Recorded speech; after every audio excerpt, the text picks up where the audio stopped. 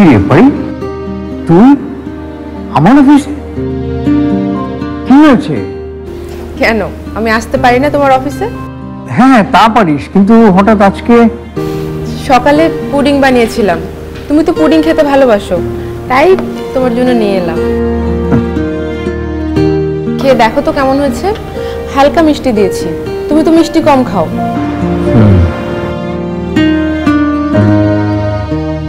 বাবার কাছে আসতে যদি মেয়ের অজুহাত সাজাতে হয়, তাহলে বুঝতে হবে যে বাবা মেয়ের দূরত্ব বেড়ে গেছে। যেটা বলতে এসেছিস সেটা বল। কই কিছু বলতে আসেনি তো, এমনি। সময় নষ্ট না করে আসল কথা বল পারি। নাদিয়া আন্টির ব্যাপারে জানার ছিল। উনি তোমার কেমন বন্ধু? ছোটবেলার বন্ধু। তবে এটা ঠিক যে বন্ধুত্বের চেয়ে একটু বেশি সম্পর্ক ছিল ওর সাথে আমার। তবে সেটা কলেজ শেষ হয়ে যাওয়ার সাথে সাথে সম্পর্কটা শেষ হয়ে গিয়েছিল, কারণ ওর বাবার ট্রান্সফার হয়ে যাওয়ার পর আর আমাদের সঙ্গে কোনো যোগাযোগ হয়নি। ওনার বাড়ি কোথায়, পরিবারে আর কি কি আছে? এসব জন্য তুই কি করবি? দরকার আছে বাবা, তুমি জানো? হ্যাঁ জানি, কিন্তু আগে আমাকে বলতে হবে তুই কেন এসব জানতে চাইছিস।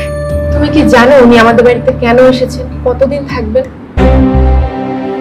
বুঝতে পেরেছি, পল্লব আর মিথিলার কথা শুনে তুই আমাকে এখানে জেরা করতে এসেছিস, তাই না? না বাবা, সেজন্য না। তাহলে কেন আমার ছোটবেলার বন্ধুর ব্যাপারে তোর জানার এত আগ্রহ? ওয়ালটন মাইক্রোওয়েভ ওভেনের খাবার গরম রাখে দীর্ঘ সময় ধরে। Walton microwave oven. তোর মার জায়গাটা ও নিচ্ছে কিনা সেটাই তো। বাবা আমি এটা একবারের জন্য ভাবিনি। ওনার কাজকর্ম খুবই রহস্যজনক মনে হচ্ছে। সবসময় মনে হচ্ছে উনি কিছু একটা সবসময় লুকিয়ে যাচ্ছেন আমাদের কাছ থেকে।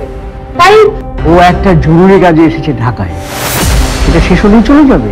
এখানে রহস্যের কি আছে? কি কাজে এসেছেন সেটা একবারও জিজ্ঞাসা করেছো? করেছি, কিন্তু কিন্তু উনি বলেননি, তাই তো? না বলেন।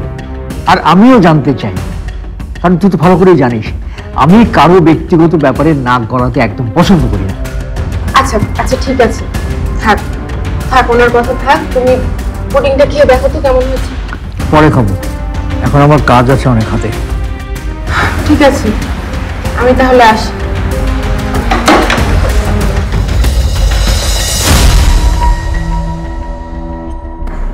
কি অদ্ভুত, বাড়ি তো কখনো এমন করে না। আমাকে কিছু খাওয়ানোর হলে যতক্ষণ না আমি খাবারটা মুখে দিই ও আমার সামনেই বসে থাকতো, কিন্তু আজ কি হলো ওর? আমার একবারের আপত্তিতেই মাথা নেড়ে চলে গেল। নিশ্চয়ই ওর কিছু হয়েছে, কি জন্য এসেছিল সেটাও স্পষ্ট করে বলল না। সেজন্য ইরফানের নাম শোনার সাথে সাথে কেমন যেন হয়ে গিয়েছিল মেয়েটা। বড় কিছু একটা লুকাচ্ছে পারি। না না না না, আমার আর দেরি করলে চলবে না, এবার টাকার ব্যবস্থা করতেই হবে।